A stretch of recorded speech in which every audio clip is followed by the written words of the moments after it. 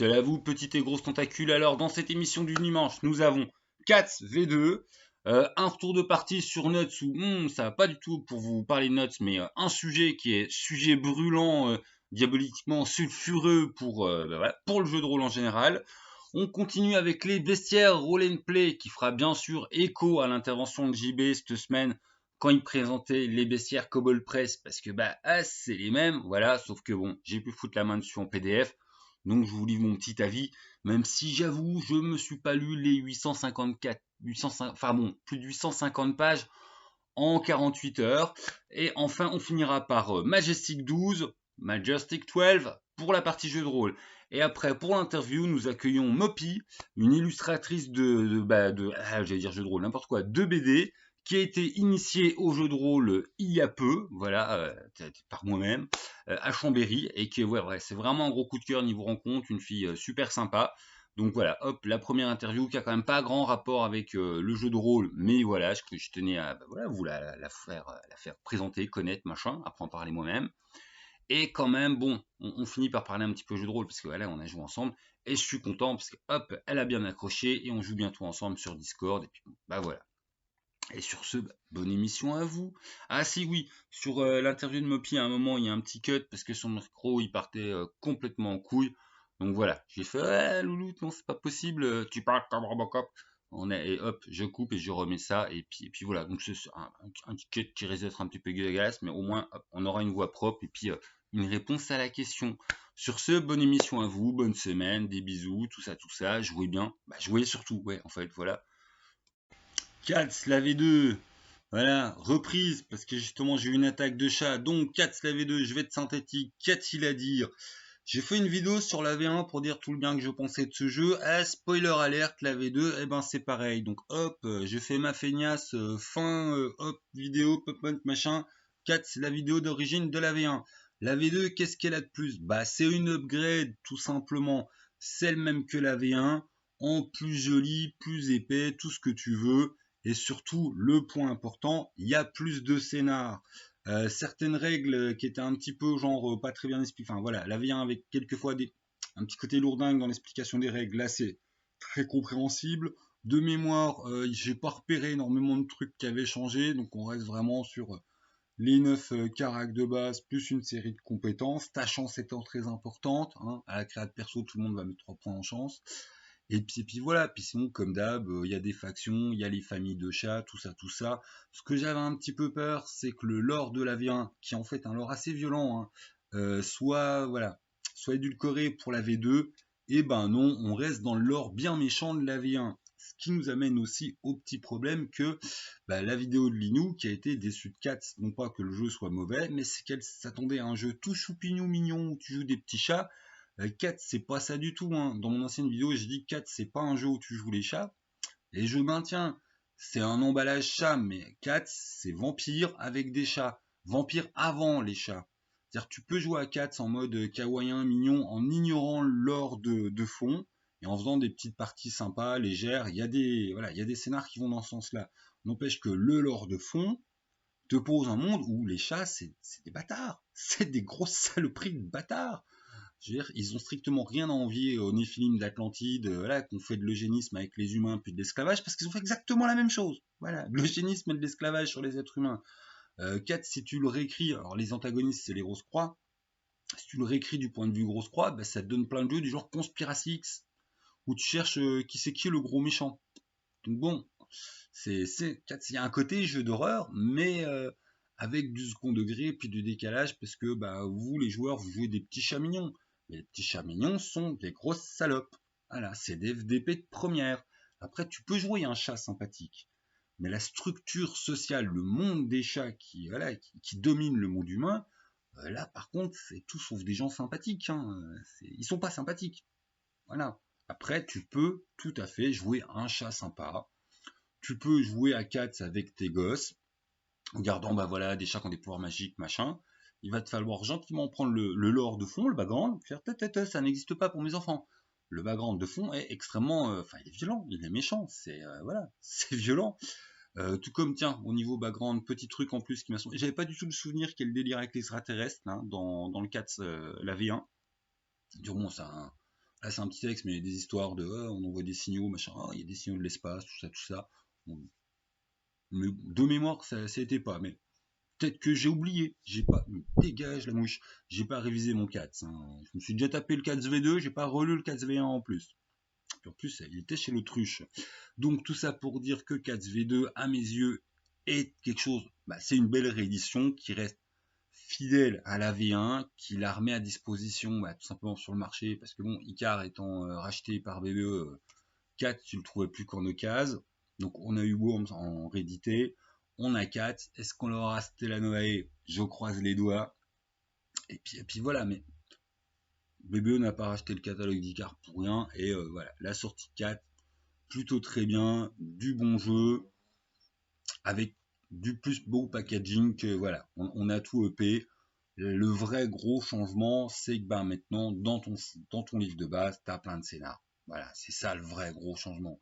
Le côté, il est plus joli, c'est bien, hein, ça fera plaisir aux collectionneurs, ça fait joli dans la bibliothèque.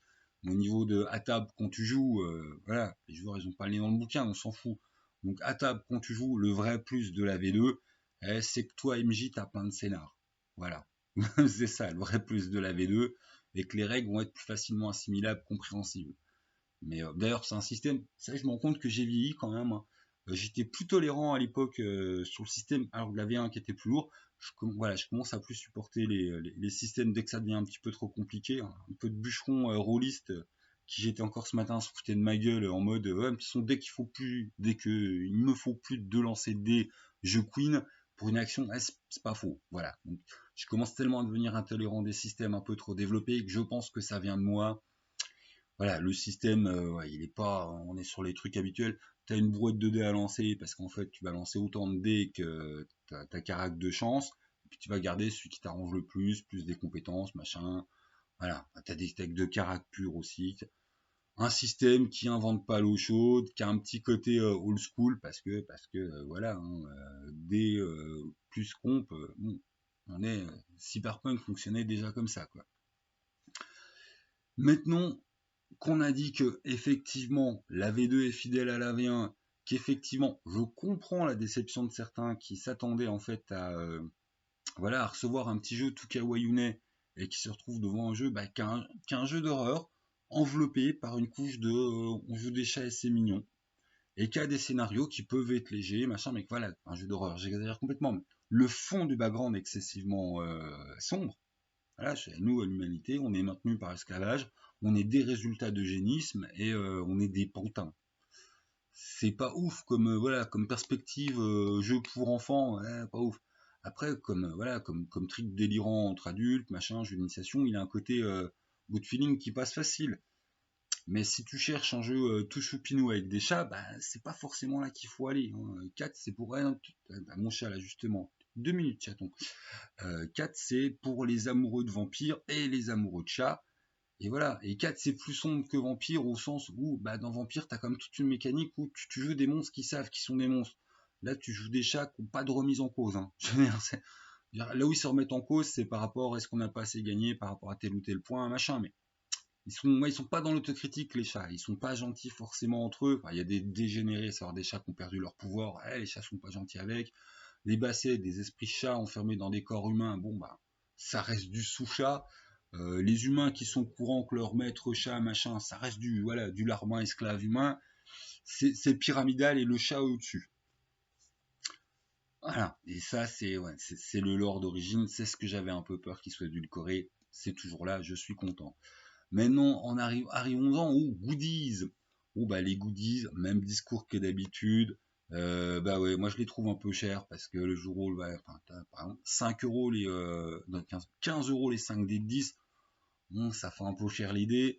Les 20 fiches de perso, une fiche de perso de 4, c'est une recto verso, hein. C'est pas les 20. Non, mais tu attends, chaton. Les 20, c'est 10 balles. On a quoi d'autre? L'écran, 30 balles avec un petit scénar qui est sympa. Mais du coup, en format monstre, c'est à peine plus grand qu'une A4 pliée en deux, ça te fait 8 feuilles A4.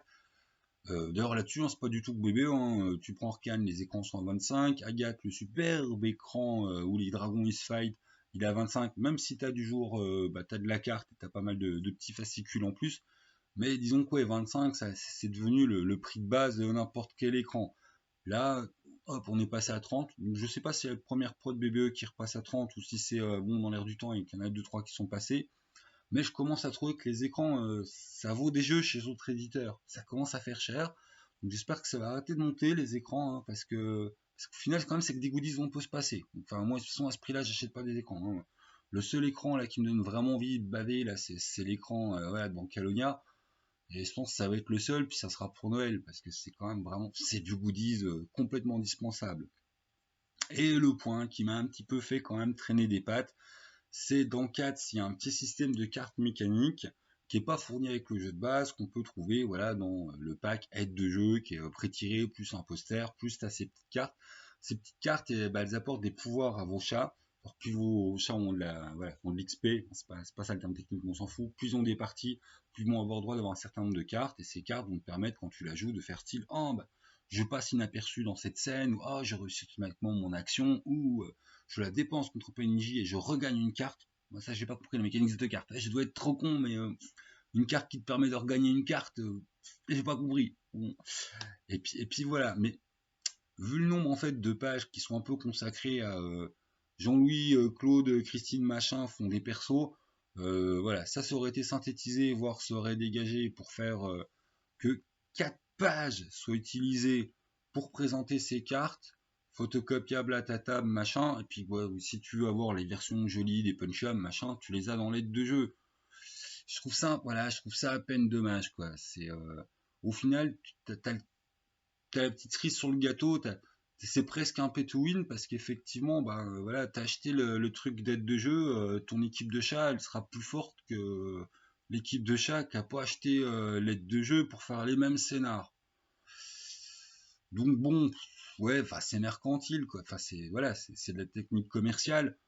Bon, ouais, on n'a pas gueulé au scandale pour ça, on l'a déjà vu 15 millions de fois, mais à l'époque c'était dans les écrans, voilà, oh, l'écran, les nouvelles règles, les plus nouveaux tableaux, les plus nouveaux machins. C'est ouais, c'est un coup qui est vieux comme le monde au niveau du jeu de rôle. Bon, là où je fais juste un peu zut, c'est que ouais, ça aurait coûté 4 pages dans le livre de base. Et de toute façon, les méga fans, on sait tous très bien qu'ils vont prendre le lot pack complet. Je pense qu'il n'y a personne qui prend. Enfin, tu dois avoir quoi comme possibilité d'achat? Les gens qui achètent tout le lot d'un coup, les gens qui achètent que le livre de base, et les gens qui font le combo base plus écran, voire base D plus écran. Le reste, je sais pas trop si ça existe. Ouais, j'ai dit peut-être de la merde, hein, j'ai pas du tout de retour de BBE là-dessus. Mais bon, voilà. Donc si vous avez que le livre de base, sachez-le, les cartes sont sympas, mais elles apportent rien. Donc à 15 balles, un petit système de cartes qui fait que voilà, y a un petit peu de force en plus pour vos persos, c'est totalement indispensable. Ah, j'ai envie de dire l'écran, enfin faites ce que vous voulez de votre argent. Moi je sais que l'écran c'est toujours ce qui me titille, mais bon, on est tous titillés par des trucs différents. Il y en a c'est les dés. Là, l'Autriche a une collection de dés complètement délirante qui ne servent à rien. Donc voilà, en tout cas, pour trancher sur 4, la V2, une 4V2 qui respecte très bien 4V1 avec plus de scénarios, le tout dans un bouquin plus qu'il est beau, tout ça. Donc vraiment, bon, une très bonne réédition avec pas mal de scénarios qu'on a déjà vus. Je suis pas allé revoir hein, les anciens scénarios à quel point ça avait changé ou pas. Mais voilà, il y a, de toute façon, oui, réédition du jeu, ils sont allés prendre aussi les scénarios mythiques. Donc voilà, 4, plutôt une bonne réussite. Et puis bon, après, bon, les goodies, de toute façon, le marché ne cesse de monter. Donc les goodies, bah, c'est rapport, vous, votre argent, machin, je sais pas, ça va dépendre de votre salaire. Il y en a pour qui ça va être super abordable, il y en a pour qui ça va être complètement abusé. Donc c'est que des goodies, honnêtement, on peut complètement s'en passer. Hein. Même les cartes, on peut s'en passer, l'écran, on peut s'en passer. Donc, catch, le livre de base, oui, le reste, faites bien ce que vous voulez. Hein. Tout est dispensable dans le reste. Voilà. Ah, si, j'oubliais un truc pour 4, ça c'est le méchant côté refaire des vidéos quand tu as déjà dit un truc. Il n'y a pas d'index dans le livre de base, ça c'est un peu chiant. Voilà, il y a un sommaire qui est bien fait, mais il n'y a pas d'index. Donc ça c'est pareil, avoir un index dans un jeu, maintenant ça devient un petit peu un incontournable. Voilà, donc faut arrêter de zapper les index en fin de jeu de rôle. Et là, il n'y a pas d'index, c'est dommage. Mais bon, on survit, hein. Et voilà, je voulais faire remarquer, pas d'index dans 4. Voilà, hop, interlude, le petit retour de partie de Noc de la semaine. 2 trucs à signaler, même 3, hein, bon, mes joueurs ont rencontré pour la première fois leur premier autre, donc grosse les poches, mais ça on s'en fout, hein, c'est Probanoc. Deuxième point, très rigolo, j'ai beau avoir passé un temps pas possible à leur dire attention, les bastons dans ce système sont très violentes. J'ai mon bourrin d'Abès qui a joué à Sonic Snake, style hop, je chope un garde, genre, lui aussi c'est un bon gros garde bourrin pour tenter de l'étrangler. Ah, il a raté le knockout, voilà, un coup de couteau, hop, sur un bon jet. Voilà, un perso qui l'équivalent des points de vie qui ont été réduits à 0 du premier coup. Bon, là les règles sont sympas parce que t'es écrabouillé par un camion, t'es à l'agonie pendant 10 minutes, le reste du groupe a réussi à le sauver, mais on est passé du théorique à l'EMJ répète 25 fois attention, le système de combat est mortel, on fait pas les bourrins n'importe comment, à on le constate empiriquement et on est calmé net. Voilà, là ils sont calmés. Et enfin, le vrai sujet du pourquoi comment cette vidéo, et ben on s'est retrouvé dans le contexte où un joueur en tue un autre. Et pour citer Dr Manhattan, hein, sans condamner ni approuver, je comprends. À savoir que au niveau du pacte social autour de la table, c'est une grosse brisure du pacte social et ça c'est vraiment pas bien. Au niveau de la narration, si ce joueur avait été un PNJ, il était fumé direct, sans une... Enfin voilà. Et je connais très peu de joueurs qui l'auraient pas fumé direct. Je pense, enfin, 99% de toutes les tables lui auraient fumé la gueule direct. Et je pense que l'erreur vient de moi, au fait que j'aurais dû, en fait, au moment où ça a dégénéré, enfin moi j'ai reçu un MP, machin, pop, ça a dégénéré ultra vite, et j'aurais dû mettre un break au sens du hop, on discute du côté, voilà, méta entre vous, voilà, la future victime, je pense qu'il se sentait complètement protégé d'éventuelles répercussions, et donc bon, il faisait son mystérieux qui s'expliquait pas sur des trucs qui ont complètement fait flipper les autres. Et du coup, bah ouais, ouais, à quel point, d'un point de vue méta, le pacte social du bah on entre joueurs, on s'entretue pas, est-ce qu'il passe avant ou après la narration? Je pense qu'il a un peu à passer avant, hein. Et donc c'est pour ça, je pense que l'erreur, elle vient du MJ, c'est-à-dire moi, et j'aurais dû tout de suite faire hop, stop. Voilà, expliquez-vous déjà clairement entre joueurs, pas en mode on fait du RP, machin. Juste dites-vous les choses clairement, tu nous donnes une explication, ou sinon là mon personnage il est obligé de te fumer, en fait. Tu ne peux pas rester dans le mode je fais mon Sasuke mystérieux, et... non. Là en fait, si j'ai pas une explication qui arrive à convaincre mon personnage, en tant que joueur, je serais obligé de te tuer.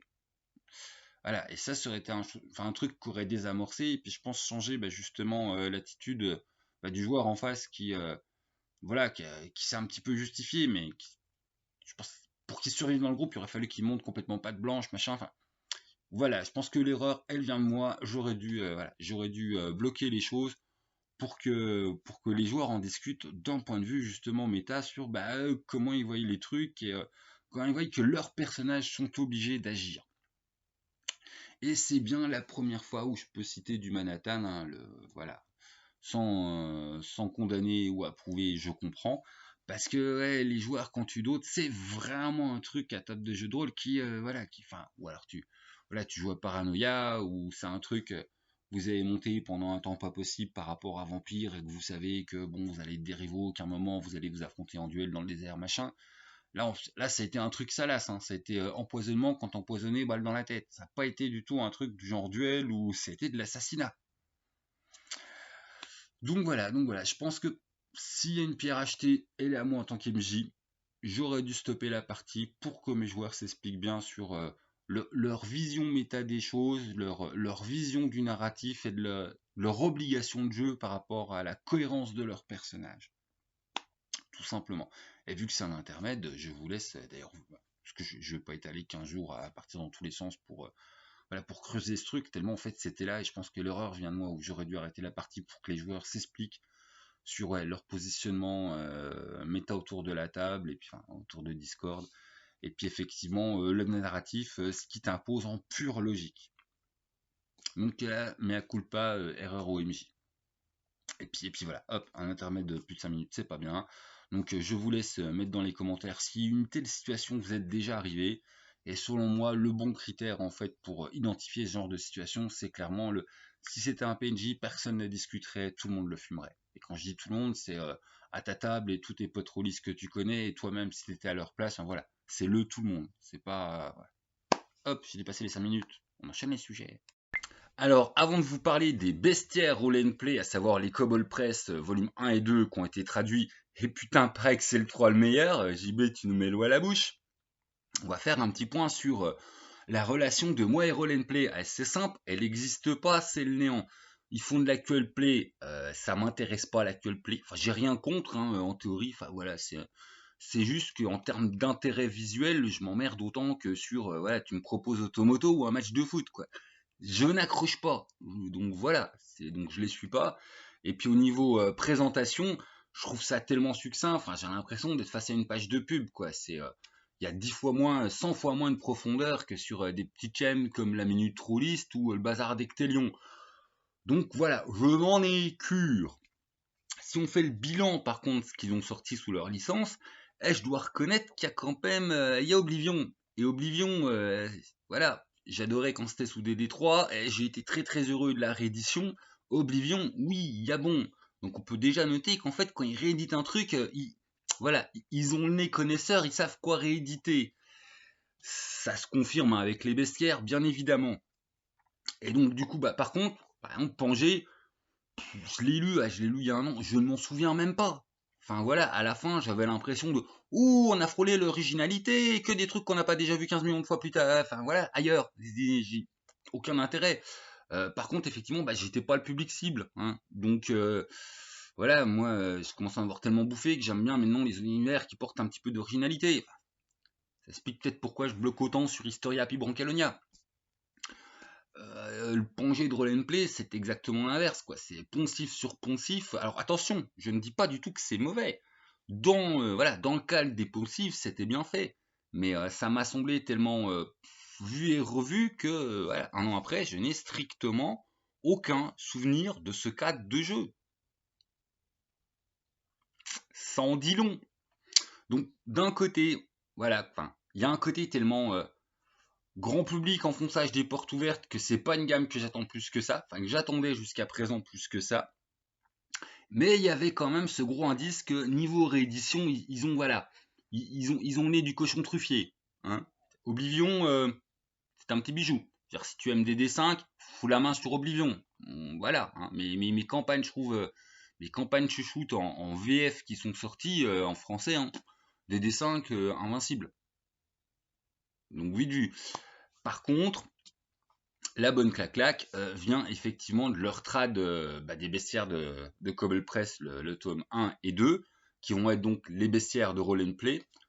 Et d'ailleurs, c'est marrant, hein, parce que dans les bouquins, tu as page 7, un petit encart en bas à droite qui te dit bien, oui, alors bon, c'est pas les monstres de l'univers Roll and Play, c'est les traductions des bestiaires de Cobble Press, mais c'est adaptable à pencher, au futur monde de Roll and Play, à n'importe quel cas des D5.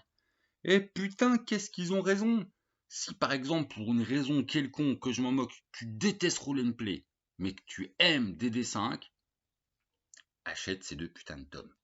C'est simple, ils vont reléguer ton bestiaire DD5 classique au fond de ton étagère prendre la poussière. C'est qualitativement, c'est le cran du dessus.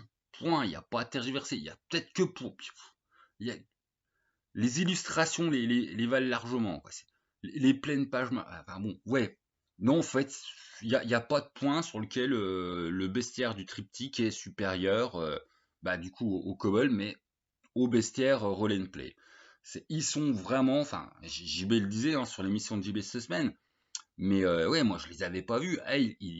Voilà, il aurait dû prendre, voilà, il aurait dû enfoncer les portes ouvertes à coups de Santiago, quoi. C'est incomparable. Mécaniquement, c'est incomparable.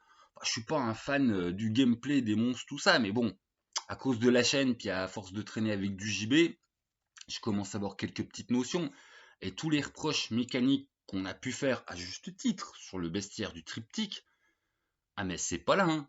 Ah là, t'as des monstres qui tiennent leur dangerosité.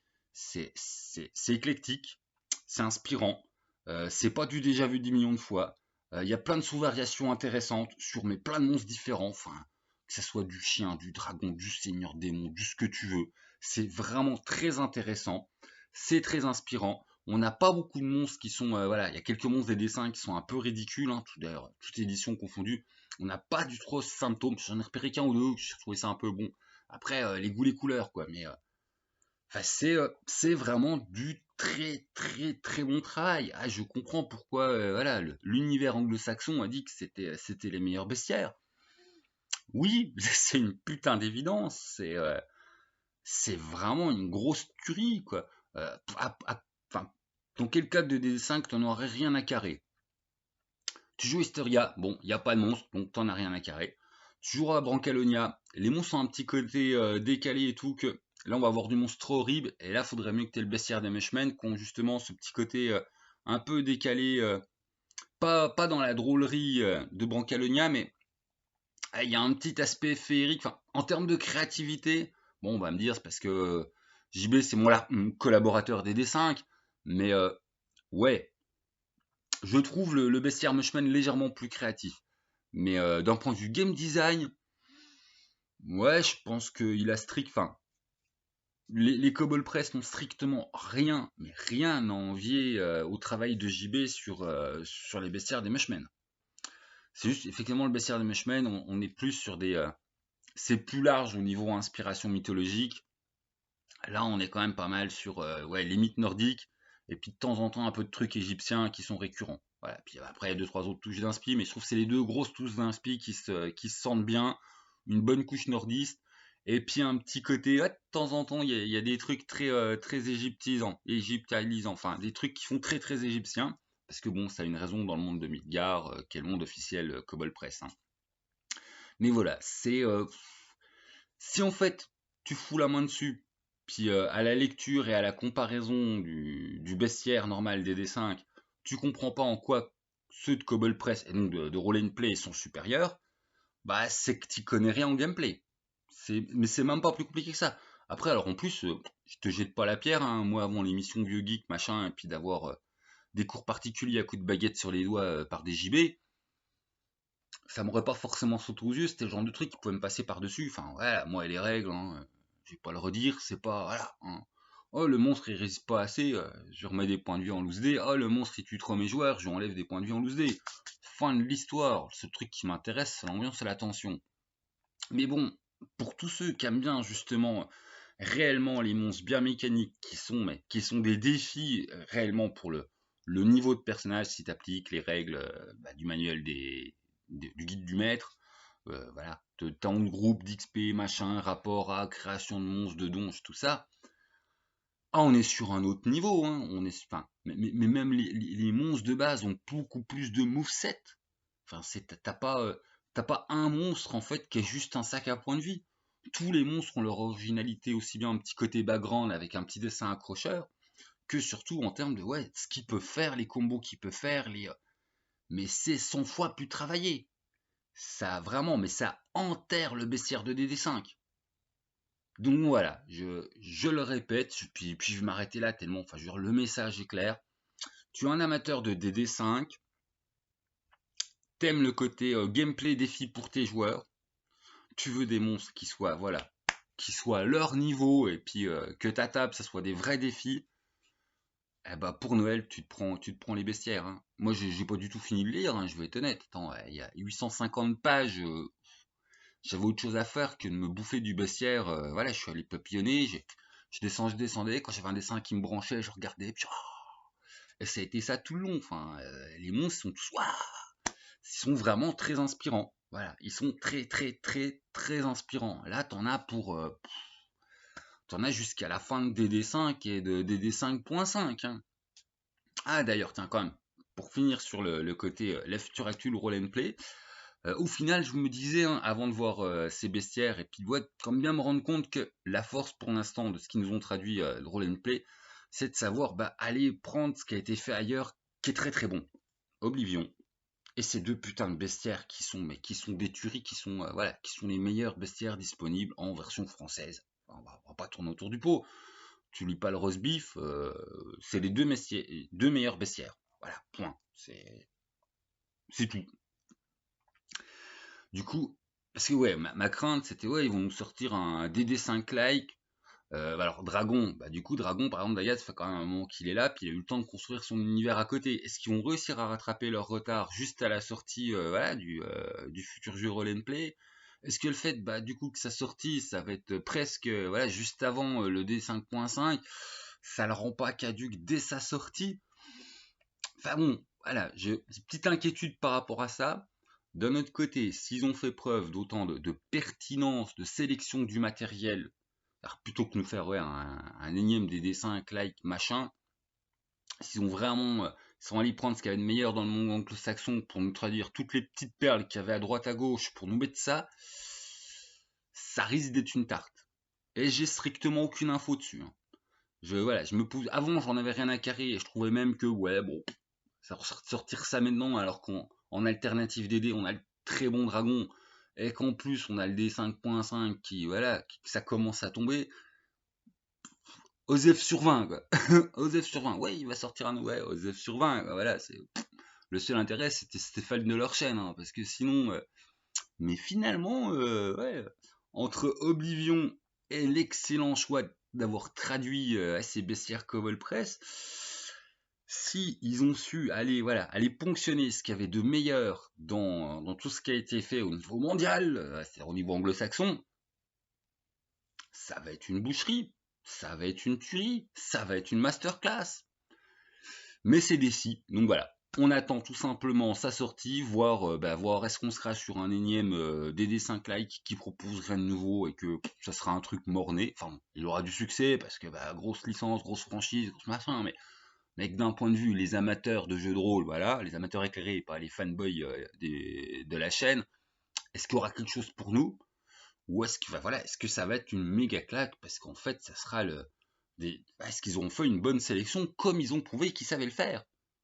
Voilà, on en serait juste sur Oblivion. C'est bon, ils ont fait comme nous, ils l'ont joué dans leur jeunesse, puis ils se sont dit, ah, c'est un des meilleurs trucs. Mais là, Oblivion plus combo, voilà, hein, une fois, ça peut être une coïncidence, deux fois, tu dis non. Ah, ils sont bien renseignés, ils savent ils savent ce qu'il faut rééditer, ils savent ce qu'il faut traduire. Donc ouais, j'ai dit l'essentiel de mon message, j'arrête de me répéter. Ils ont réussi à me teaser la sortie de Roll and Play. Quand honnêtement, j'en avais rien à carrer. Voilà. Et maintenant, je vais être obligé de les attendre en me disant, mais qu'est-ce qu'ils ont fait? La suite au prochain numéro, quand ils font quand il y aura des nouveaux trucs qui vont tomber. Sur ce, on enchaîne les sujets. C'est l'instant, parlons un petit peu des petits jeux indés. Donc je vais vous parler de Majestic 12, qui qui est désormais disponible en kit de découverte sur Itchy à soit rien, soit ce que tu veux leur donner. En sachant que pour l'instant, j'ai pas grand chose à en dire, pour la simple bonne raison que il y a que la mécanique. Alors je pourrais dire c'est quoi ces jeux indés et que il y a que la mécanique. Mais non, en fait, le background, il est voilà, là c'est le kit de découverte et le background il va venir en sus avec la version finale. Puis après il y a d'autres productions. Enfin ils ont prévu jusqu'en 2024. Donc ouais, du petit projet sympatoche. Au niveau mécanique, j'ai même pas de test, j'ai juste lu, il n'y a rien d'aberrant qui m'est sauté aux yeux, hein, ça semble rouler. Mais je vous cache pas que la lecture de règles pour de la lecture de règles, moi ça me saoule. Par contre, ce qui est intéressant de signaler, c'est qu'on est dans du pur X-File, mais pas le côté Mulder. Là, t'es de le côté cachons l'existence des extraterrestres. Tu joues les hommes en noir, voilà. Et donc c'est plutôt sympa. Et il y a du beau monde. Donc l'auteur, bon, j'ai son nom en mail, mais il le met pas dedans. Alors je sais pas s'il a un pseudo de prévu. Enfin voilà, je vais pas le griller. S'il veut que son nom, il soit connu, il le met dans les coms, mais bon, il l'a pas mis dans son bouquin. Je sais pas quoi faire. En tout cas, dessus, on a des dessins de Guillaume Jantet et de Lady Donkey sur une superbe jolie mise en page. Au niveau de la relecture, il y a Eden Rollist et Petit Jean de Geek Powa qui l'ont bossé. Et au niveau de tous les calculs de proba, stats, tout ça qui ont aidé pour le système, il y a Jonathan Brutelet. Donc ça va, il y a des gens qui s'y connaissent et puis des gens que j'ai découverts. Mais ouais, mécaniquement, moi ça m'a semblé très correct, très bien, voilà. Après, bon, c'est à peu près 50 pages de règles. Et puis le reste, c'est de la maquette et puis une petite présentation sommaire du c'est quoi Majestic, mais vraiment vite torcher les bases parce que c'est pas ça le background. L'agence arrive. Donc si ça vous intéresse ce genre de trip, genre voilà, on joue pas à enquêter sur les extraterrestres pour les trouver, on joue à on est des hommes en noir, alors d'un côté on enquête, mais de l'autre, faut vraiment bien maintenir la population loin de tout ça, enfin, supprimons les témoins. C'est un petit projet à tenir à l'œil. De toute façon, voilà, le kit est dispo gratos ou en pay what you want. Donc pour les amateurs de jeux indés, faites-vous plaisir. Je mets les liens dans la description. C'est pas bien si je vous plie, vous pouvez pas me taper sur les doigts, mais vous pouvez m'engueuler dans l'e-com. Et puis voilà. Et puis si vous avez un peu de temps, si vous êtes un peu curieux sur les petits systèmes indés voilà, qui ont un peu de travail, vous pouvez vous pouvez y jeter un petit coup d'œil et vous pouvez l'acheter ou voilà, le prendre en mode gratos. Moi j'ai fait mon rat, hein. Moi j'ai rien lâché, je suis un gros rat. Mais voilà, je vous avoue que pour l'instant en fait, c'est du bien fait. Bon, c'est ce qui m'intéresse pas, c'est le système, mais c'est du bien fait. Donc j'attends de voir quand même impatiemment, c'est quoi le background qu'il y a derrière? Ah, peut-être téléphone, je pense que Morty m'appelle. De toute façon, j'ai rien d'autre à en dire à part que Majestic maintenant c'est dispo, et puis bah qu'on attend surtout la suite avec le background. Parce que voilà, les règles c'est bien, mais un jeu c'est faut du background. Mais voilà, le teasing il est là, et le teasing c'est ouais, si t'as trippé X-Files, si t'as trippé Men in Black. Alors Men in Black sont du tout le côté SF barré, enfin je veux dire les hommes en noir de X-Files, voilà. Ceux qui cachent la vérité, pas les Men in Black avec Will Smith où c'est beaucoup plus rigolo, machin, tout ça, mais enfin, on n'est pas sur du comique. On est vraiment sur des hommes en noir à la X-Files. Et puis voilà, donc projet à tenir à l'œil. Parmi nous, C'est tatin, bon, Benoît. travail d'acteur, t'as Merci vu beaucoup. ça, hein, ça se sent pas du tout qu'on a discuté avant. Waouh, C'est ça. ah, Ça, j'ai fait quel le plaisir de te courflon. voir. Donc voilà, Mopig, que je tenais à inviter sur la chaîne tout simplement parce que on s'est rencontrés à Chambéry. Moi, ça a été un gros coup de cœur au niveau rencontre humaine, donc voilà, je lui ai fait, allez, viens dès sur la chaîne. Et puis voilà, donc on va aborder Mopi, sa vie, son œuvre, et puis on va la laisser se présenter quand j'aurai fini de faire blablabla. Après, en parlant de son œuvre, on va parler de son travail, parce que c'est une illustratrice, mais c'est aussi une fraîche auteure de BD. Et puis on finira par nos souvenirs jeux de rôle, parce qu'elle a fait sa première partie avec moi dans un cadre un petit peu chaotique. Ouais. Donc je ferme ma grande gueule et je t'en prie, Mopi, bienvenue. Qui es-tu? Que fais-tu? Voilà, voilà. Donc, bonjour à tous et merci encore Benoît donc, de m'avoir proposé cette interview. Alors moi, je suis Mopi et Monica de mon prénom. Et je suis effectivement une fraîche auteure de BD puisque ça fait 1 an que je me suis lancée dans cette aventure-là. Comme beaucoup d'auteurs, illustrateurs de BD diront, j'ai commencé quand j'étais petite, c'est le cas. Et c'était un rêve d'enfant que j'avais mis un peu de côté un certain temps pour faire d'autres choses parce que la vie s'est présentée autrement, mais qui était toujours resté au fond de ma tête. Et on va dire que moi, je suis arrivée dans le monde de la BD à travers l'écologie, puisque bon, c'est vrai qu'aujourd'hui, on emploie un peu ce terme à toutes les sauces, tout le monde se sent un peu investi de la cause, mais c'est vraiment un réel intérêt pour moi. Et l'intérêt, c'était de sensibiliser justement les populations, les enfants. Voilà, je voulais faire quelque chose d'un un petit peu global qui puisse toucher un peu tout le monde. Et je me suis dit que le dessin, c'était pas mal, parce que le dessin, ça a cette vertu de ne pas être forcément culpabilisant. Ça dépend bien sûr ce qu'on dit, mais quand on fait de la BD jeunesse, on a cette possibilité justement de faire passer des messages de façon très, très douce, même si le thème ne l'est pas forcément. Et je me suis dit que voilà, ce serait le bon moyen pour communiquer avec un public que de faire de la BD. Donc voilà comment moi je suis rentrée dans cette aventure de bande dessinée.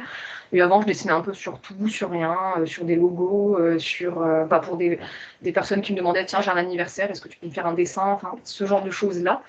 Et j'avais vraiment besoin d'y mettre du sens, parce que c'est vrai que dessiner, quand on aime ça, c'est génial, mais j'avais vraiment besoin, je ressentais ce besoin de faire passer des messages et d'aider une cause à ma manière, enfin de trouver du sens, voilà, tout simplement. Ok. Donc du coup, tu ne l'as pas dit, c'est moi qui vais le mettre sur plateau. Madame, elle est chat ninja. Voilà. Quelle est ton activité chat ninja? Ouais.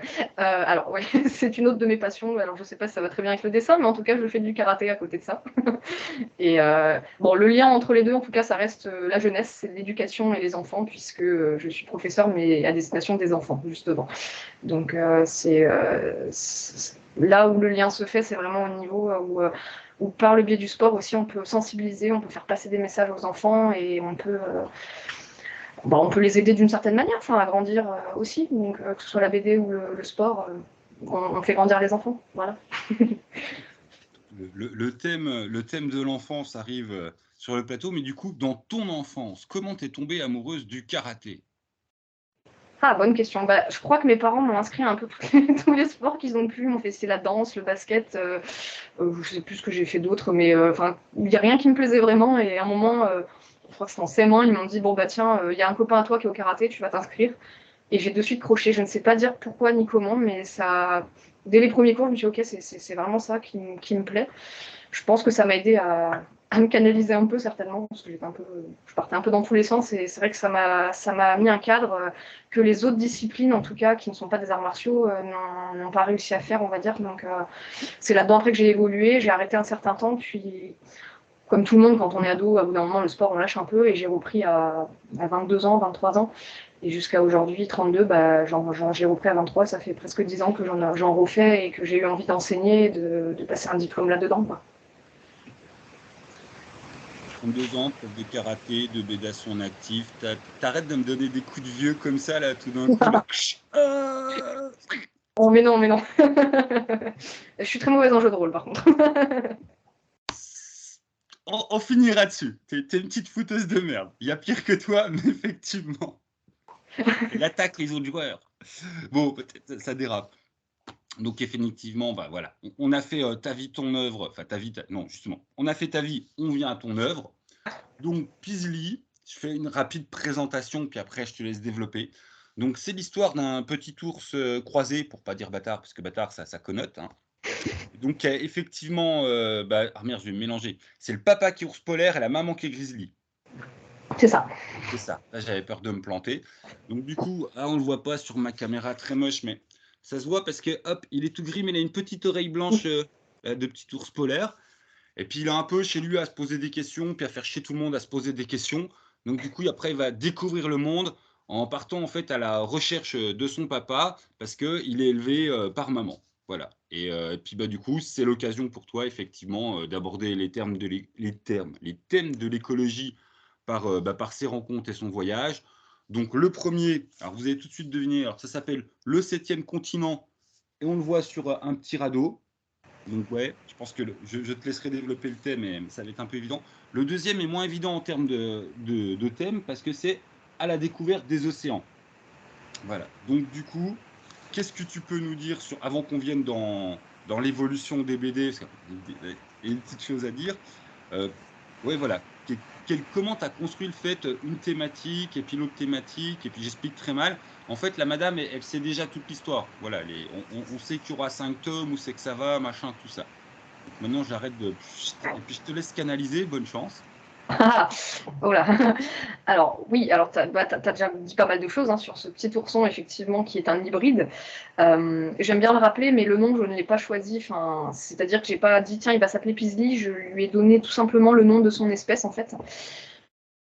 En fait, ce serait l'ourson du réchauffement climatique, pour citer un article du Monde qui était paru en 2010, si je dis pas de bêtises.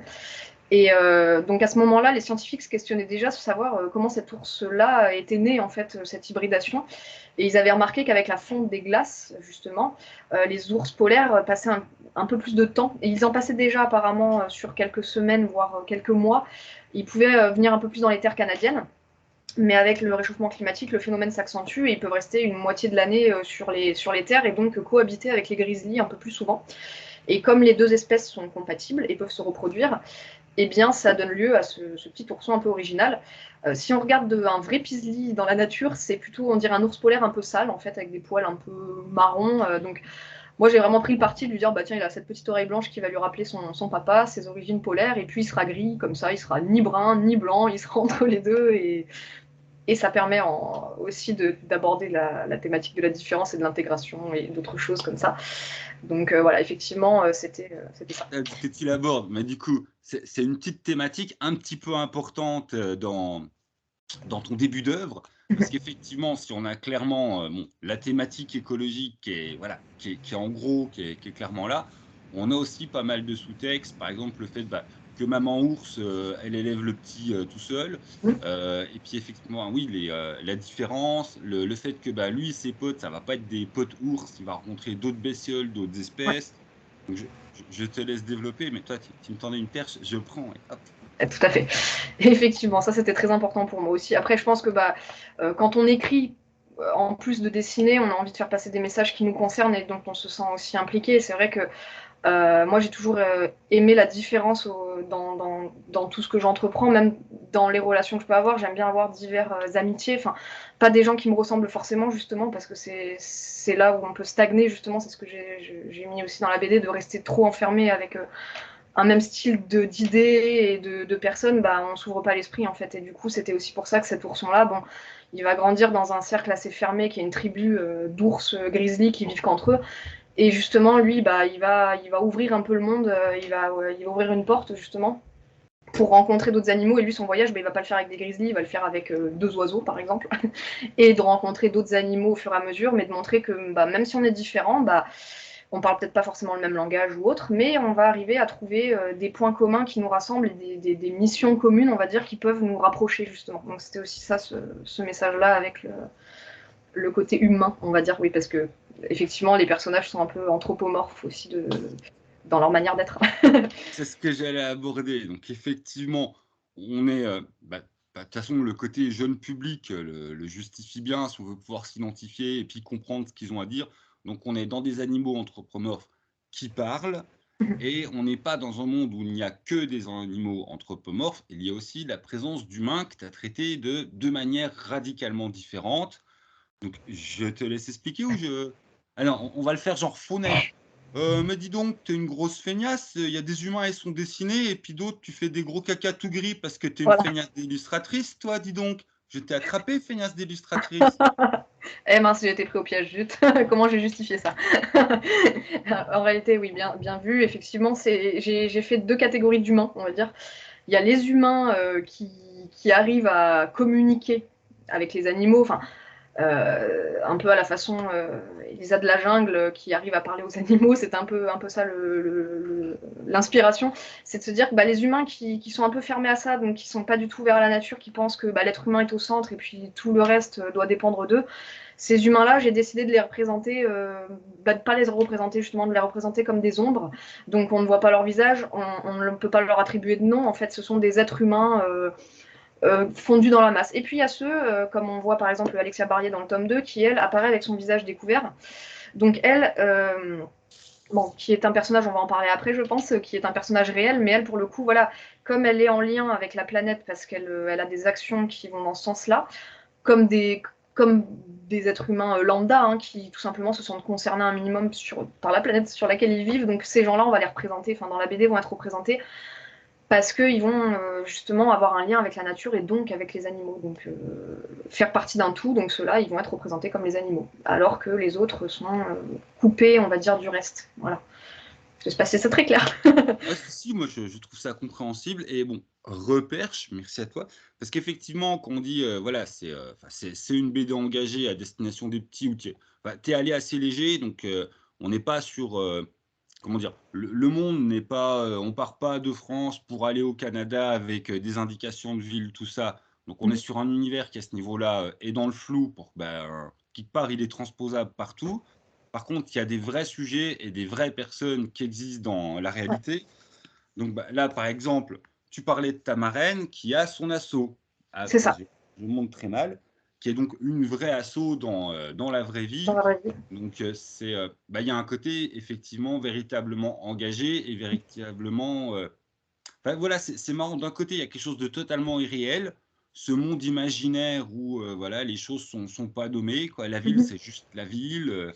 Et de l'autre, en fait, il y a des gens très réels qui existent dans notre vrai monde, et puis des passerelles faites avec des vraies actions, des vrais gens. Tout à fait. Donc alors oui, effectivement, il y a la présence de Alexia Barrier, donc, qui est une navigatrice française, et qui est donc très engagée pour l'écologie, pour la mer, pour, comme elle l'appelle, son terrain de jeu, puisqu'elle elle est sur la mer une plus grande partie du temps de l'année, donc elle voit ce qui se passe. Et quand elle fait des relevés, du coup, elle l'envoie à des organismes scientifiques. Et c'est pour ça que je voulais faire un clin d'œil, un gros clin d'œil à son travail, à son investissement donc là, personnel pour la planète. Et l'idée, c'est voilà, de mettre dans la BD des personnes qui m'ont inspiré à un moment donné sur leurs actions, sur leur investissement. On a aussi, par exemple, une petite loutre dans le tome 2 qui fait référence à une personne qui s'appelle Irène et qui a une association pour repeupler les barrières de coraux. Donc voilà, l'idée c'est de faire des petits clins d'œil comme ça. On a clin d'œil à Sea Shepherd aussi dans le tome 2. Donc c'était vraiment de saluer en fait le travail. Moi, si je peux le faire à mon échelle avec le dessin, c'est chouette, mais en fait, il y a des gens qui concrètement sur le terrain font des choses en fait. Donc c'est cet aspect un peu écosystème, moi, qui me plaisait dans le fait de pouvoir faire des clins d'œil, des dédicaces à des personnes réelles, quoi. Voilà, la petite loutre, par exemple. Comme ça, on a un peu aussi l'idée de ton trait, parce que c'est bien de parler BD. Et bah, du coup, hop, enchaînement, j'avais prévu autre chose, mais là, vous avez donc le tome 2, sachant que madame, elle a commencé en mode ouais, je fais de la BD, machin, et le tome 1, il y a un truc qui va vous sauter tout de suite aux yeux, c'est que sur le 1, elle nous en a pondu du texte. Oh là. Exactement. J'ai pas pris la page, mais ouais, on a quand même plus de. On en a parlé avant, hein. Je trouve qu'effectivement, ça sent que c'est tes premiers albums de BD et qu'il y a un côté. Ton premier qui est expérimental et qu'il y a eu des retours et que tu as rééquilibré le second. À savoir, il y a un côté Cité d'Or, vous avez l'aventure. Et à la fin, on a une petite page pédagogique dans le 1 et beaucoup d'informations quand même ben, que tu peux. Voilà, si toi, en tant que papa-maman, tu as envie d'aborder le thème d'écologie avec tes enfants, c'est un peu fait pour. Vas-y, l'album, il est fait pour ça. Et dans le 2, il y a quelque chose d'un peu plus. Enfin, il y a toujours le thème de l'écologie qui est là, mais il y a moins de. Merde, comment on appelle ça dans le. Quand on raconte. Il y a moins d'exposition, voilà, par ce que Ouais, disent les personnages, tout à fait. et il y a plus d'exposition par ce que font les Voilà, ça. personnages. Et la fin de l'album, la page Cité d'Or, voilà, on va l'appeler comme ça, les références de vieux, quoi. C'est Ça très n'est bien. plus une seule page, c'est 2 pages. Et je la trouve, voilà, je te l'ai dit, hein, je la trouve plus construite. Voilà, elle est mieux. Et effectivement, bon, là, je sais que tu es en travail pour le troisième. Tu es encore dans le rééquilibrage. Et voilà, bah, du coup, quand on passe à l'acte du genre, avant j'étais illustratrice et hop, je décide de devenir auteur de BD. Comment tu as fait ces recherches, machin, enfin, ouais, comment t'en viens à produire une BD? Et question subsidiaire, à un moment, hop, on a le droit quand même de parler un petit coup de ton petit éditeur. Oui, C'est une toute petite tout à maison fait. d'édition quand même qui a pris du risque pour sortir de la BD, que voilà, Exactement. c'était pas forcément gagné, hein. Et Bon, maintenant, tu te trouves quand même dans des festivals. Je sais que tu as refait du festival le week-end dernier, c'est vrai. tu as fait une guest star. Et puis voilà, donc Madame la guest star, comment t'es venue à la BD? Puis je t'en prie, hein, parle un coup de ta maison d'édition et Bien je sûr. t'écoute. Non, pas de souci. Je vais commencer du coup par la maison d'édition, puisque c'est vrai que c'est sa première BD. Enfin, c'est-à-dire que, bon, moi, faut savoir, enfin, j'ai pas honte de le dire, hein, je me suis fait refouler en gros de toutes les maisons d'édition à qui j'avais pu présenter le projet, ce qui m'avait découragé un petit peu. Donc du coup, j'avais mis un peu le projet en stand-by. Et un jour, sur un événement qui se tenait dans ma ville, en fait, j'habite donc à Vence, c'est dans les Alpes-Maritimes, au-dessus de Nice, on va dire. Et, euh, et donc on m'a parlé d'une maison d'édition qui était dans ma ville et dont j'ignorais l'existence. Donc on s'est rencontrés et elle a dit bah ouais, je veux bien t'éditer. Alors clairement ce sera une aventure pour toi et moi parce que toi ce sera ta première BD, mais moi aussi. Donc du coup c'est une aventure qui démarrait vraiment du local pour effectivement commencer à avoir des festivals qui sortent du département. Donc c'est d'autant plus honorifique pour moi et pour la maison d'édition de pouvoir faire ça. Et ce qui est génial, c'est qu'en fait, mon éditrice me suit vachement sur mes délires écologiques, puisqu'elle aussi, à sa manière, est engagée auprès des animaux, elle surtout. Et du coup, le fait d'avoir ce soutien-là, c'est génial, parce que lui dire, bah tiens, vas-y, on va pas produire des supports de com, par exemple, on va pas faire des roll-up imprimés qui, dans un an, sont has-been, donc on sait pas quoi en faire, on va les faire nous-mêmes. On va faire des supports de com avec des choses recyclées. Et là, encore une fois, là, elle me suit, elle me dit, bah vas-y, on va trouver des gens qui font ça. Moi, j'ai dans mes contacts par exemple, j'ai une copine qui est tapissière, et elle m'a dit, bah voilà, moi, si tu veux, avec les chutes, je peux te faire un roll-up maison et tout. Donc, elle a été géniale, elle m'a fait un roll-up maison que j'ai pu customiser en écrivant des choses dessus.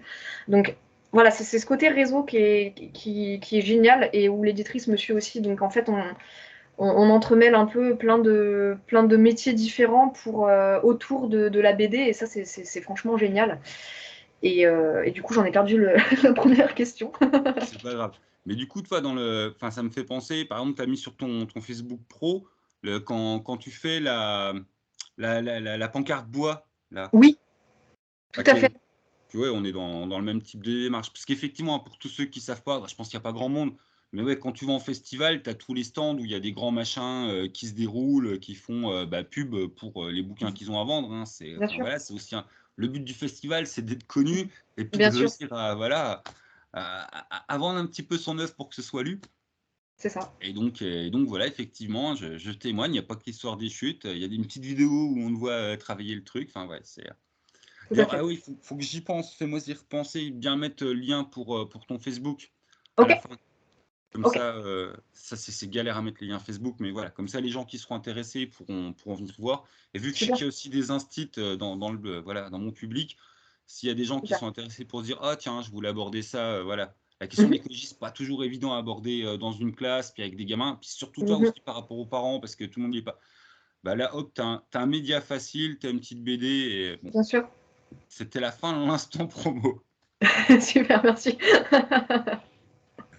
Et puis voilà, donc du coup, oui, l'autre, c'était comment t'en étais venu à ouais, t'as pas fait d'école de BD, t'as fait une école d'illustratrice.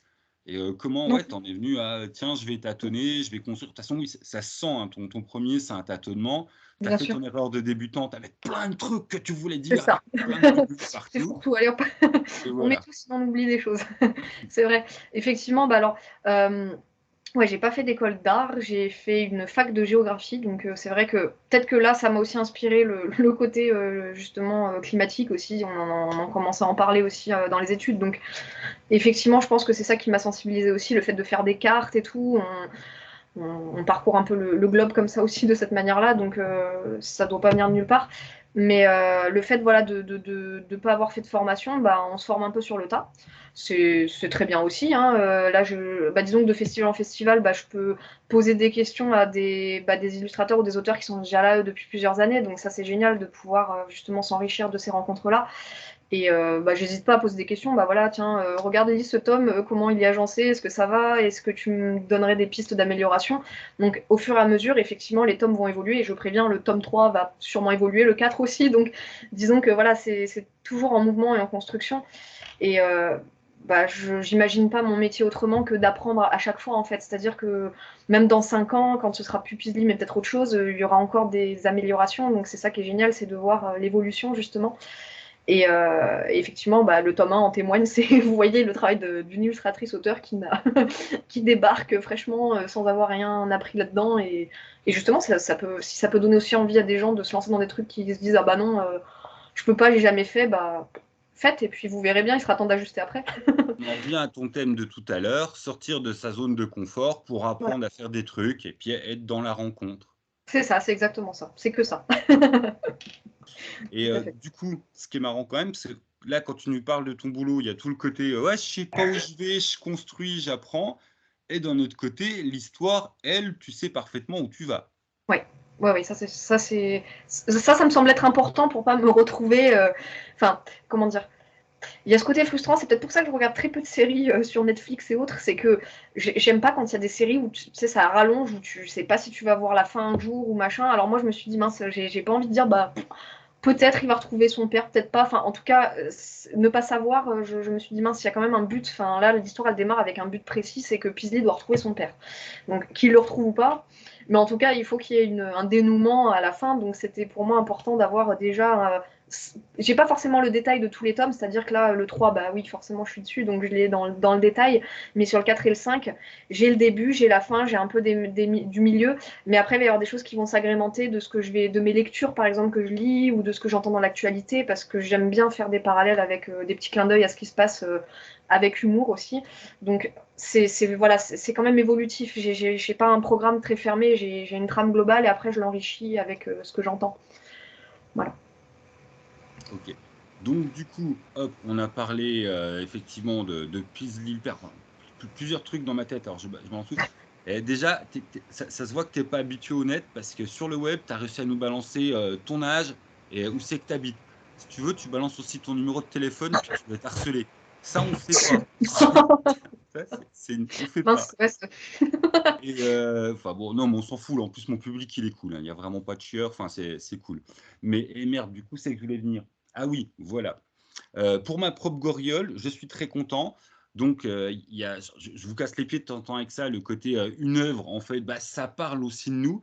Et même sur un truc enfant, machin, j'ai réussi à aller à Tignigne et trouver de l'intimité de la madame rien qu'en lisant le tome. Donc, du coup, c'est son intimité, j'ai pas envie de déverser en public, machin, quand je lui dis on se protège un peu. Toi, par exemple, ma femme, elle a un nom de code depuis le début de l'émission. Et je lâcherai jamais, enfin voilà, c'est. Toi, si moi j'ai une shitstorm, je veux pas que ça l'emmerde elle. ouais, Ça, c'est bien des sûr. petits détails cons, mais parce que bon, les chieurs sur le net, ils peuvent vite faire enfin bon, ouais, c'est autre chose. Mais donc voilà, c'était juste de l'autogloriole que je suis très content d'avoir réussi ça. Et comme quoi, bah, quelque part, ouais, enfin, les lectures et sous-lectures, je trouve ça super intéressant sur un média et que ça soit, enfin, toi, que ça soit d'ailleurs de la BD ou de la grande littérature, quand on produit, on met de soi, qu'on le veuille ou non. Et toi, en tant que qu'artiste qui met de toi, comment ouais, comment tu le ressens? Est-ce que c'est vraiment des choses dont tu n'as pas conscience? Est-ce que c'est des choses que tu travailles? Est-ce que c'est ma question, elle est comment on joue en tant qu'artiste de l'intimité qu'on diffuse dans une BD ou non? Ça a été d'ailleurs un des thèmes de conversation à Chambé avec ah putain, j'oublie son nom, là, le petit jeune qui cartonne, qui écrit vachement sur ses névroses. Ah, putain, c'est un des jeunes de Glénat là, qui méga cartonne, qui a un nom rigolo que je sais plus. Ah, c'est celui qui a fait l'album avec Frangine. Bon, alors là, j'ai un. Bon, enfin bon, on s'en fout. Il y a d'autres auteurs de BD qui parlent, mais clairement de leur névrose dedans. Où là, t'as pas besoin de te dire qu'est-ce que ça veut dire. Hein, tu lis sa vie. Enfin, dire pour le rater, il faut pas avoir compris ce que tu lis, quoi. Bien sûr. Voilà. Alors que toi, oui, c'est quand même beaucoup plus subtil, mais c'est quand même là. Et enfin, je veux dire, même les sculpteurs, hein, ça se ressent. Mais du coup, Bien ouais, sûr. comment toi, en tant qu'artiste, même pas en tant qu'illustratrice, en tant qu'artiste, en tant que madame qui raconte des histoires, putain, puis j'arrive à mettre un point à cette phrase. Est-ce que tu as conscience de ça ou est-ce que c'est vraiment un truc tu produis et puis tout ça, c'est malgré toi et on s'en fout, on produit ce qu'on a envie de raconter? Ben, je pense que je m'étais pas trop posé la question quand j'ai. En fait, c'est bizarre, mais quand j'écris, bah, je pense que. Bon, là, je parle pour moi parce que du coup, je sais pas ce qu'il y a dans la tête des autres artistes, mais en tout cas, moi, dans la mienne, c'est. Je pense que tout est très lié, c'est-à-dire que chez moi, l'émotionnel est très présent, donc du coup, je vais vachement puiser dedans selon ce que j'ai envie de dire. Donc, il y a forcément de. Oui, quelque part, mon histoire, en tout cas, dans cette première BD-là, effectivement. Euh, pour la petite anecdote, voilà, puisqu'on est dans le thème, moi par exemple, bah, comme j'ai été adoptée, il me semblait, enfin, c'est quand même un thème de vie, donc c'est pour ça que j'ai parlé de la recherche des origines dans Peaslee, parce que c'est quelque chose effectivement qui est intrinsèque à moi.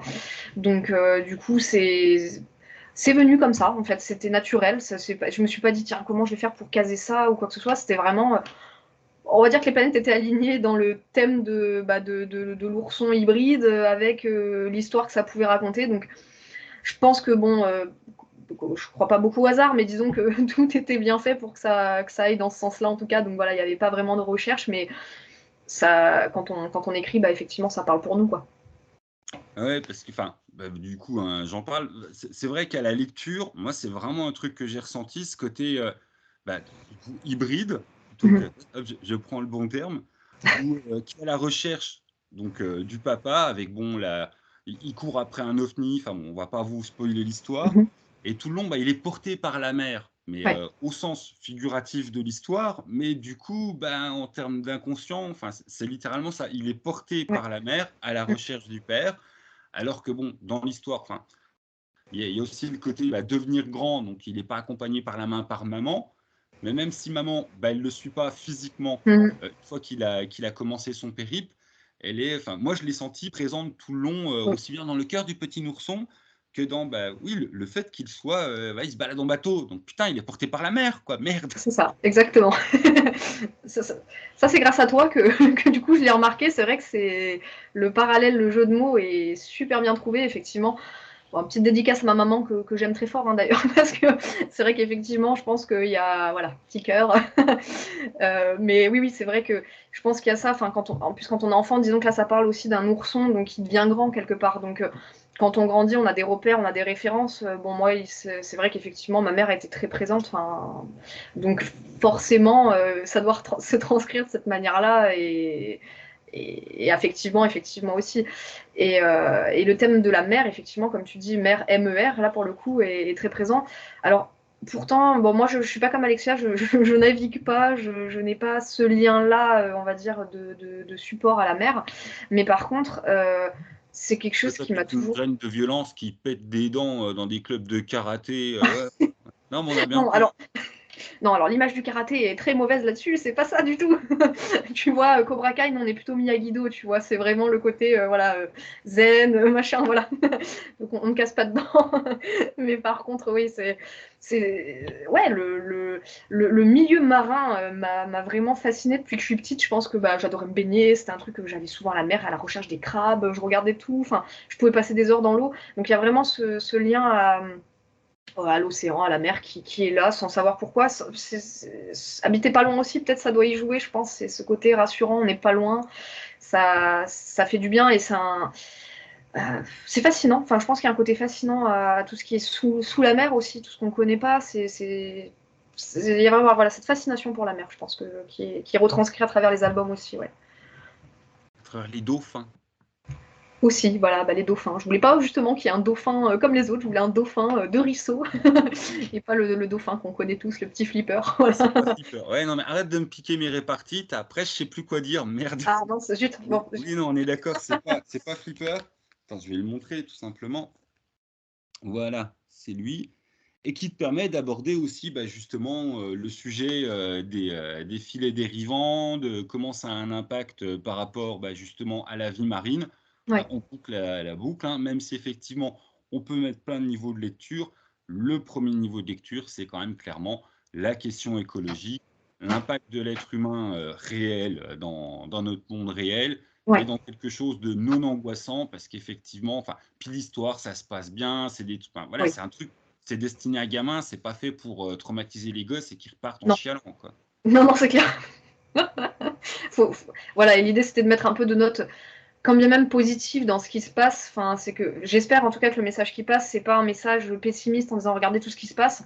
C'est plutôt partir d'un constat, dire bah voilà, il y a ça, mais c'est pas parce qu'il y a ça qu'on doit forcément bah, soit faire l'autruche et rentrer la tête dans le sable et dire bah non, moi je vois rien, ou être défaitiste et se dire bah non, il n'y a plus rien à faire, c'est foutu, mais au contraire donner envie d'agir, en fait, de se dire bah non, enfin c'est le petit truc bateau qu'on entend à chaque fois, mais voilà, la petite pierre à l'édifice, le petit grain de sable, voilà, qui permet une action. Mais il paraît clair que si on fait tous un petit quelque chose, ben, quelque chose de global va se passer. Enfin, donc c'est ça, c'est inciter à l'action, même si elle est individuelle pour l'instant et qui deviendra peut-être des petits groupes. En tout cas, on l'espère. Moi, ça me donne de l'espoir de faire ça quand je vois les ateliers scolaires, les enfants sont réceptifs, les enfants ont envie de bouger et donc les parents aussi, forcément.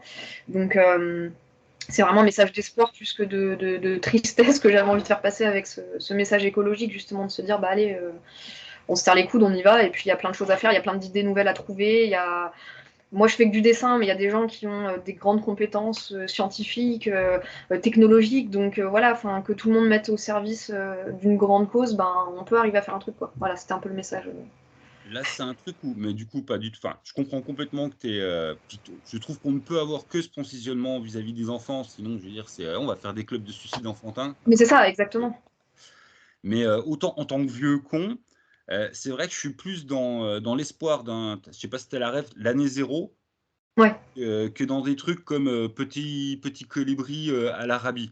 Enfin, tu bien le sûr, petit colibri, je trouve, par rapport à notre société, mais toi, d'un point de vue adulte, ça a trop le danger du gros greenwashing où voilà, ouais, j'ai fait un petit truc donc c'est bien, tout alors à que fait, ben, la nécessité, elle est sur un changement nettement plus profond et radical. tout à fait.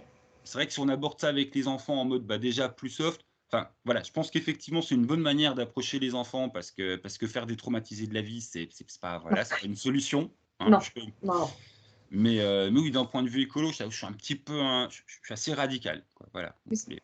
Et tant mieux, en fait, parce que je pense que encore une fois, dans cette logique où tout le monde a un rôle à jouer, je pense que moi qui m'adresse aux enfants, effectivement, je peux pas avoir ce discours. Bon, les enfants, vous avez 5 ans, bah, dans 20 ans, vous allez voir, ça va être encore pire que maintenant. Non, je pense que non, effectivement, ça dépend du public à qui on a affaire. Et justement, il faut de ces personnes radicales comme tu peux l'être, comme d'autres peuvent l'être, parce que il y a un moment, effectivement, si nous on bouge et qu'il n'y a rien qui bouge à d'autres échelles un peu plus importantes, il y a un moment, on va être très limité. Donc c'est aussi un appel de, ok, alors mobilisons-nous. Peut-être qu'une mobilisation déjà de petites échelles va pouvoir donner envie à plus grande échelle. Et si on est plusieurs à tenir le discours, bah, au bout d'un moment, les choses elles vont changer parce que bah, on le voit bien. Enfin, on est pouvoir de consommation, on est pouvoir de plein de choses. En boycottant certaines choses, notamment, on peut faire qu'elles ne se produisent pas. Et justement, c'est ça, c'est rappeler à chacun qu'on a un pouvoir, même si l'individuel, mis en masse, et ben, c'est un gros pouvoir en fait. Et chacun à notre manière, en faisant passer nos messages, même si on n'a pas tous la manière de le dire, et heureusement, il faut le faire passer en fait, quel que soit le moyen. Je trouve, enfin, au niveau, alors je vais sortir les gros mots, mais parce Mhm. que, enfin voilà, idéologie pour moi n'est pas un gros mot, hein, ça dépend, Mhm. voilà, laquelle tu soutiens. Et effectivement, si on sensibilise pas les enfants à une idéologie écologique, bah, ils vont juste bien subir Ouais, l'endoctrinement capitaliste du consumérisme, où tu te définis par ce que tu tout à fait. achètes, tu te définis par les influenceurs fashionistas que tu suis, par Justement. Hanouna, génial, il porte ses baskets, alors je les achète. Enfin, Oui, oui, stop. oui, Ah, donc bon, je vais pas dire par genre de merde parce que c'est mes critères de valeur, mais si quand bien même sûr. par ce genre de grosse merde inutile, voilà, je le dis.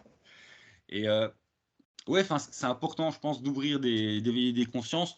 Ouais. Surtout que ton public, tu le viserais, toi, tu définirais quelle tranche d'âge si on est sur le moment où le gamin peut s'emparer de l'album par lui-même. Toi, pas le côté genre je suis accompagné de papa, maman, Bien mais sûr. je suis tout seul et je peux prendre l'album. Alors, tout seul, il peut prendre l'album. Alors, je pense qu'on est plus sur du 7-8 ans. 8 ans, ouais, quand même, s'ils veulent vraiment le lire tout seul, tout seul. Après, là, je te fais aussi des retours par rapport à ce que j'ai eu au bout d'un an de retour d'enfants aussi. Et oui, on va dire, allez, c'est eux deux, ils commencent à vraiment le lire seul et à vraiment voir aussi des références. Donc ça, j'ai apprécié. Il y a des enfants, des fois, que je crois sur des ateliers qui me disent, ah ouais, là, j'ai bien aimé ce passage-là, j'ai compris ça. Et du coup, je trouve ça génial parce qu'on se dit, ok, quand c'est hypothétique, quand tu sors ta BD, tu dis bah mon public, bah, c'est les 7-12 par exemple, mais on se rend compte qu'il y en a même des fois de 6 ans qui ont commencé à lire parce qu'ils sont en avance, donc ils lisent plus tôt que les autres et eux ils l'ont compris. C'est vraiment, ouais, en fonction, je pense que c'est vraiment plus au niveau un niveau de lecture qui va définir mon lectorat qu'un âge précis. Ça va être vraiment, voilà, si l'enfant a déjà été habitué à lire. Et effectivement, comme tu disais, le tome 1, il est dense, donc il faut quand même que l'enfant sache lire, parce que même s'il va apprécier peut-être regarder les images, il y a quand même le fond qui est important. Donc, et puis c'est une lecture familiale aussi, puisque j'ai des retours de famille qui me disent bah, nous, on a bien aimé le lire ensemble, par exemple, parce que effectivement, soit c'est un bon support pédagogique, soit on a passé juste un bon moment parce que chacun a vu des références différentes selon l'âge qu'ils ont. Donc moi, c'est ça que j'aime bien, c'est ce côté un peu voilà, familial. Voilà, familial plus qu'un âge en lui-même, mais voilà, c'est à partir de voilà, à partir d'un enfant qui aime bien lire, quoi. Et dernière petite question, parce que sinon je vais te tenir une plombe, et puis en plus tu as tes chiens à les sortir. C'est bon, il est à côté de moi, enfin elle est à côté de moi, elle m'a pas encore, elle m'a pas encore sauté dessus. Ah, c'est l'heure, c'est bon. Et ouais. Donc du coup, la question à la J.K. Rowling, à savoir que effectivement, est-ce que tu vas tenir compte du vieillissement de ton public au rythme de tes sorties? C'est-à-dire que Peasley, bah, dans sa prise de maturité par l'histoire, suit les premiers gamins qui t'ont lu, qui grandissent, ou est-ce que tu vas le garder sur il est fait sur telle tranche d'âge et on a la chronologie pour cette tranche d'âge?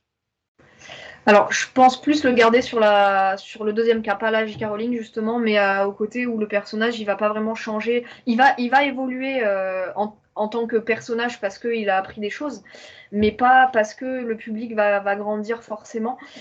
Sachant que je garderai toujours la même trame et la même logique, c'est que un enfant va apprécier peut-être les images, va apprécier l'histoire qui est basée sur une aventure, donc quand même on appréciera ce séquençage.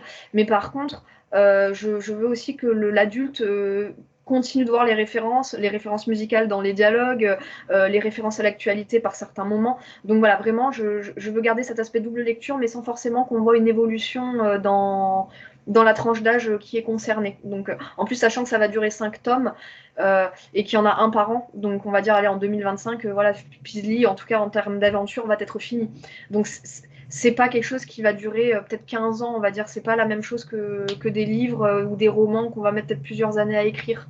Donc vraiment, voilà, là, c'était l'idée d'avoir une histoire qui pourrait se lire en une fois, par exemple. Voilà, les 5 tomes peuvent être lus en une journée. Et voilà, vous avez eu une aventure d'un petit ourson à qui il est arrivé ça et il finit avec telle chose. C'est vraiment plus en termes de message passé là que ça va être différent. C'est-à-dire que je me suis dit, voilà, j'ai un message à faire passer, j'ai envie de faire passer ce message-là, donc il va me prendre 5 tomes. Voilà, c'est plutôt ça. Ok. Du coup, j'en reviens à mon fond de commerce, mes petites passions et mes lubies à moi. Vas-y. Donc, je t'ai initié dans la pire partie de jeu, enfin une des pires parties de jeu de rôle que j'ai fait au sens voilà, avec de l'auteur bien bourré à table. Mais ouais, voilà, ton retour, la découverte du jeu de rôle. Voilà, tu faisais une petite ninja qui attaquait les autres quand ils faisaient n'importe quoi. Enfin, bon, ça a vite dérapé. Bon, on a bien rigolé, hein. De toute façon, c'était le but, hein. Le but, c'était voilà, de vous faire découvrir à quoi ça peut ressembler le jeu de rôle. C'était pas de faire une aventure pendant 15 plombes, surtout qu'on s'est pris déjà super tard quand le lendemain, tout le monde il avait Bien des sûr. trucs à faire. Enfin, voilà, voilà. Donc, je te laisse sur ce mot de la fin, parce que sinon, de toute façon, je vais pas arrêter de faire oui, mais ça. C'est très dur pour moi. Il va falloir que je ferme ma grande bouche de pipelette. Donc, voilà. Toi, ta rencontre du jeu de rôle, et puis tout ça, et je m'auto-censure toute réaction. Non, bah, écoute, alors déjà, bah, merci pour ta patience, parce qu'effectivement, et à ton équipe aussi qui était présente, pour la patience que vous avez eue, parce qu'effectivement, j'imagine que pour des novices qui n'ont vraiment jamais touché un jeu de rôle et, et un dé à plusieurs faces, enfin si juste pour les cartes Magic peut-être, mais sinon je ne connaissais pas du tout ce mode de jeu-là. Moi j'étais plutôt jeu de plateau à la base, donc avec un cadre assez défini où bah tiens toi t'es ça, tu fais ça, un peu la façon des jeux d'échecs, tu peux te déplacer que comme ça quand t'as ce personnage, puis machin. Donc là de me retrouver dans un univers assez libre. Alors c'est vrai qu'on se dit mince, mais qu'est-ce que je peux faire? On se sent peut-être un peu perdu quand on ne connaît pas les jeux de rôle. Mais ce que j'ai apprécié, par contre, moi je me focus sur les points positifs, c'est que, alors déjà à la base, on m'a permis de dessiner les personnages et ça j'ai kiffé. Ça c'était vraiment la petite mention de plus parce que ça c'est super chouette parce qu'on dit alors moi je suis bah tiens, moi je suis le ninja furtif machin, je vais dessiner une petite karatéka masquée, j'en sais rien, moi c'est marrant. Une autre personne qui va être, je sais pas, plutôt à base de nains, à base d'orques, je ne sais pas. Donc du coup, on s'amuse à imaginer les personnages. Et bizarrement, bah, on se prend vite au jeu avec son personnage parce qu'on lui attribue des traits de caractère. Bon là, vraiment, tu as le retour voilà, de quelqu'un qui n'a jamais fait de jeu de rôle. Si t'en as sur ta chaîne, voilà, que ça peut inciter à faire des jeux de rôle parce que c'est vraiment fun ouais, d'imaginer un autre soi. En fait, ça où on se dit, bah tiens, je vais me mettre dans la peau de quelqu'un d'autre. C'est pas moi, ça va être mon alter ego ou pas d'ailleurs, parce que des fois, je pense que certains ont trouvé des personnages qui n'étaient pas forcément eux ou pas inspirés d'eux. Moi, je me suis dit, bah ouais, j'ai envie que ça, ça, me, ça me ressemble dans une version un peu super pouvoir de moi. On va dire ça comme ça, que si j'avais des super pouvoirs, ce serait que ça, quoi. Et c'est vrai que c'est super intéressant. Et après, mine de rien, c'est très déroutant parce que tu te retrouves face à d'autres joueurs, donc à d'autres personnalités. Et il y a vraiment tout un. Même si c'est un jeu, il va y avoir les interactions avec l'autre, il va y avoir comme je sais pas comment qualifier ça, une mini-société, enfin je sais pas comment dire, mais une mini-interaction où chacun va essayer de trouver sa place. Et ça, c'est super intéressant, je trouve, de découvrir des gens que tu connais pas par le jeu de rôle. Parce que c'est là où tu vas, à mon avis, retrouver des traits de caractère des personnes et tout. Et moi, effectivement, tu as bien vu le mien, c'est-à-dire, bah, des fois, je réfléchis pas, je fais un truc, et puis après, je fais, ah mince, j'aurais peut-être pas dû faire ça. Donc, effectivement, tu te rends compte que dans la vraie vie, quand tu fais ça, ça peut poser des problèmes. Donc, effectivement, ça apprend beaucoup de choses sur soi. Et j'aurais aimé que la soirée dure plus longtemps, mais effectivement, le lendemain, il y avait le festival et l'heure faisant, mais c'était très, très intéressant. Du coup, j'ai un Discord où je fais jouer de temps en temps. Une partie que je fais. Est-ce que les jeudis soirs, tu es dispo des fois? Et c'est les soirs de karaté, donc non. Bon. Mais Mais en ouais, vacances scolaires, oui. En vacances scolaires, c'est possible. ah ouais, ouais, ce qui a, bah, je t'en reparle en off. Je vais essayer de faire jouer la Madame à explorateur de Brune. Parce que comme ça, on est dans un thème enfantin, on est dans quelque chose qui pourrait lui parler. Voilà, Ok. donc j'arrête la vidéo ici. Donc je vais vous dire au revoir les gens, je vais lui laisser le mot de la fin. Et puis comme ça, hop, je la reprends en loose day pour essayer de la convaincre de venir D'accord. tester explorateur de Brune, un de ces quatre. Donc Ok. voilà, au revoir les gens, moi je me tais et je te laisse le mot de la fin. Merci à tous d'avoir écouté ce podcast sur la BD, qui est un peu nouveau du coup pour la chaîne de Geek du coup. Mais merci Benoît, vraiment merci, parce que c'était un super moment. Enfin, c'est la première fois que je fais une interview dans cette forme-là, et c'est très très sympa. J'ai vraiment l'impression d'être à la maison et de discuter avec un copain, donc c'était très chouette. Merci beaucoup et merci. Voilà.